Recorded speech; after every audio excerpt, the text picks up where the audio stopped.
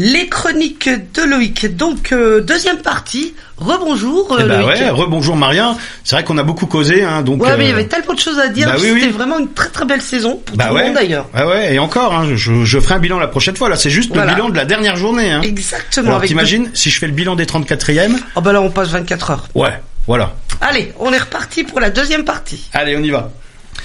Bon, pour parler en tout cas des autres matchs du jour, hein, la bataille était rude pour les places européennes, pour savoir qui finirait dans les 5 après Paris, et pour savoir qui descendrait en Ligue 2.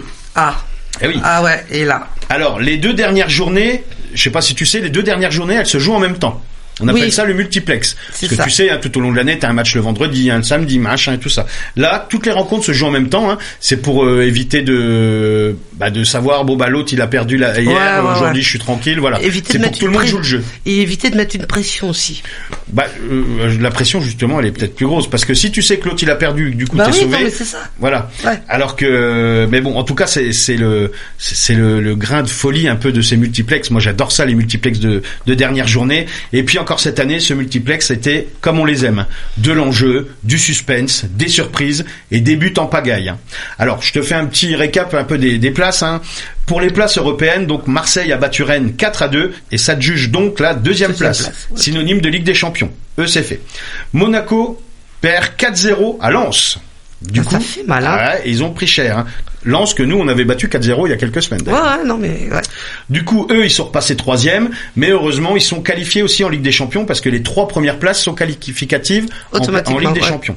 C'est pour ça on en parle souvent. C'est intéressant si le PSG gagne parce que plus les Français rapportent des points en Europe, plus on récupère des places pour jouer. À un moment donné, on avait que 2 places de Ligue des Champions et la 3e, il fallait passer les barrages. Là maintenant, on a gagné 3 places. D'accord. Donc tu vois, c'est pour ça que c'est important d'être pour les clubs français en Europe pour nous ramener des points pour avoir plus d'équipes. Et puis derrière eux, avant cette journée, 4 équipes étaient à égalité de points. Strasbourg, Nice et Lille qui avaient 54 points. D'accord. Suivi de près par Lyon qui avait 54 points. Donc Nice a étrillé Brest 6-0. Énorme. Incroyable, c'est du tennis. 1-7-0. Et donc, ils finissent 4e, et donc, eux, ils vont jouer les barrages pour se qualifier en Ligue des Champions. Bravo aussi à Nice, hein. Ils ont pas joué beaucoup, la Ligue des Champions, donc on espère que ça va marcher pour eux.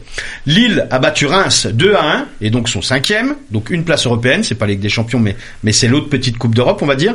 Et puis Strasbourg, hein, qui avait soi-disant un match facile contre le Havre, hein. Le Havre qui était dans les 3 derniers, qui devait absolument gagner pour se sauver, hein. Et Strasbourg, ils ont perdu chez eux. 3-2 à la dernière seconde. Dernière seconde de jeu, penalty pour le Havre, et le gars il tente une panenka. Est-ce que tu sais ce que c'est une panenka? Non, panenka non. Alors une panenka c'est une petite balle piquée. Tu sais un penalty tu vas le tirer plutôt en force à droite ou à gauche. Et une panenka c'est que tu mets un petit piqué sur ta balle et la balle elle part un petit peu en cloche. Donc il y a pas beaucoup de puissance. Donc Zidane l'avait réussi à la finale de la Coupe du Monde de 2006. Voilà. Panenka c'est le nom du gars qui l'a fait. Je crois qu'il était hongrois. Parce que là, j'improvise un petit peu, donc voilà. Et c'est le nom du gars qui l'a fait, Panenka. D'accord, Panenka. Voilà. Donc c'est très couillu, on va dire déjà, de faire une Panenka sur penalty. La dernière minute du match, pour sauver ta peau en Ligue 1. Donc le gars il s'appelle Touré, Abdoulaye Touré. Et chapeau à lui. Et donc le Havre bat Strasbourg. Et du coup Strasbourg c'est les grands perdants de la journée puisque Lyon a gagné derrière. D'accord. Et du coup Strasbourg n'est plus européen. Dommage. Alors c'est dommage, hein. Eux qui ont le Parlement européen, ils n'auront pas l'Europe. Hein. Mais ils l'auront quand même. Tu sais pourquoi? Non. Parce que je vais te dire alors. Tu sais, il y a que les 6 premiers qui sont européens et le 7e non. Sauf que le PSG, s'il gagne la Coupe de France, ça libère une place parce qu'ils sont déjà champions de France. Ils ont déjà. Ah oui, voilà. Oui. Voilà. Donc c'est le 7e. Donc par conséquent, ce sera Strasbourg et Paris. Ils vont. Voilà. Il y a de fortes chances, surtout que Reims joue les barrages entre et ils préfèrent jouer la Ligue 1. Ça, c'est encore une décision stupide d'ailleurs de la Ligue de programmer une finale de Coupe de France entre 2 matchs de barrage. Bon, ils ont pas eu de bol. C'est l'équipe qui est en finale de Coupe de France qui joue ses barrages. Mais ils ont plus la tête. Tu te dis finale de Coupe de France contre Paris, c'est déjà quasiment perdu. La survie, le pain quotidien, c'est la Ligue 1. Hein. Voilà, faut vraiment grosse surprise. Hein. Ouais, mais d'autant plus que là, ils ont les 2 matchs de barrage entre et ils vont se concentrer là-dessus. Reims. D'ailleurs, ils l'ont annoncé. Hein. Ouais, c'est clair. Je te dis, c'est le pain quotidien la Ligue 1. C'est ça qui te donne les sous et tout ça. Hein. Alors. Pour la descente en Ligue 2 maintenant.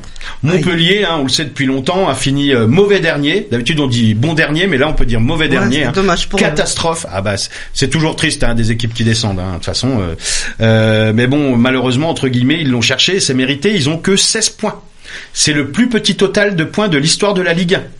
Bon, même si on est passé à 18 clubs, donc du coup ça te fait quand même 4 matchs en moins, voilà. Mais bon, pas sûr qu'ils auraient gagné parce qu'ils sont sur une série, ils ont tout perdu à Montpellier. Ouais. Clairement cette année, ils ont juste gagné contre nous, Auxerre. Tu vois, on leur a laissé 3 points, c'est sympa. Et puis Saint-Étienne, comme d'habitude, qui a fait n'importe quoi aussi. Il devait gagner aussi. Bon, le Havre a gagné, donc il y avait pas grand-chose, mais en tous les cas, eux, ils devaient gagner. Et qu'est-ce qu'ils ont fait ? Ils ont perdu. Ils ont perdu 3-2 à domicile contre Toulouse. Ils finissent donc avant-dernier et redescendent en Ligue 2 un an après seulement l'avoir quitté. Parce qu'ils étaient montés avec nous l'année dernière, puis on était promus. Donc on est monté avec eux, mais nous on reste et eux ils redescendent. Voilà. Bon, moi ça fait déjà quelques temps que je t'en parle, que Saint-Étienne ça va aller en Ligue 2, voilà. Donc voilà, je vais te faire la petite blague que je mijote depuis 2 mois, que j'ai envie de te chanter. Allez, qui va en Ligue 2 évidemment, c'est les Verts. Voilà. Voilà. Quant à Reims, je viens de t'en parler, ils jouent donc les barrages contre Metz pour savoir lequel des deux évoluera en Ligue 1 l'année prochaine. Bon voilà, c'est la fin de cette saison. Ça passe vite quand même une saison. Bah ouais, c'est vrai. Ça compte, mais... Alors c'est vrai que après ça démarre tôt. Ouais, c'est ce que j'allais dire. Tu te dis, c'est la fin de saison. Les femmes, surtout, sont contentes parce que leurs maris vont un peu les lâcher avec le foot. Je pensais pas à ça. Ouais. Sauf qu'on se dit, ça va reprendre en septembre, tu sais, à la rentrée. Non, ça reprend début août. Ouais, c'est ça, début août, ouais. Alors là, j'ai fait la petite blague sur les femmes, mais c'est vrai que je voulais en parler des fois sur les chroniques. À Auxerre, on est un des clubs qui a le plus gros taux de remplissage par des femmes. On a beaucoup de supportrices. On a un quart du stade qui est féminin à la GIA. C'est énorme. Ouais. Mais bon, c'est normal, comme je te le dis tout le temps, nous on est un public familial, donc il y a les maris, les mamans, les enfants, mais il y a aussi des jeunes, il y a de tout, franchement. Oui, il y a vraiment toute génération, et ce que je trouve intéressant, c'est que je sais pas si c'est l'effet, mais j'ai trouvé que cette année, la saison foot, on a beaucoup aussi parlé des matchs féminins. Oui. Alors, du coup, j'ai un petit clin d'œil à faire juste après, mais c'est pas grave, je peux le faire tout de suite. Donc, du coup, effectivement, et je voulais en parler, petit clin d'œil aussi aux féminines de l'AGIA Stade, qui ont fait une saison remarquable. Leader quasiment toute la saison et qui réalisent l'exploit de 2 montées consécutives. Elles venaient de monter en 3e division et là, elles montent en 2e division. Bien sûr, c'est la première fois pour le club. Le club est assez récent. Donc, bravo à elles pour leur saison vraiment plus qu'admirable. On espère qu'elles vont briller en 2e division. Ça commence d'être sérieux là quand même, 2e division. C'est sérieux. Voilà, après, si tu montes encore un échelon, après c'est Paris, c'est Lyon qui sont les références. On en a parlé un peu tout à l'heure en off, qui sont les références du foot féminin. Exactement. D'ailleurs, tu voulais dire un petit truc sur l'équipe de Lyon, alors tiens. Il y a un nouveau nom. Alors, c'est l'OL, c'est ça? Oui, l'OL. Alors, je vais essayer de la faire sans... Elle est émue. Non. C'est la fin de saison qui fait ça. Je suis ému. En fait, c'est l'OL Lyon. Enfin, le Lyon de Lyon, féminin, quoi. Lyon, c'est par respect pour nous, pour l'AGA, ils ont appelé ça Lyon comme notre département. C'est gentil, merci. Merci Noël. Alors là, c'est beau geste.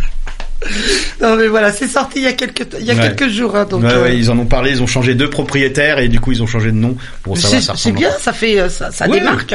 Oui, ça va. Au lieu de dire l'OL féminin. Oui, après, les Lyon. T'es jaloux?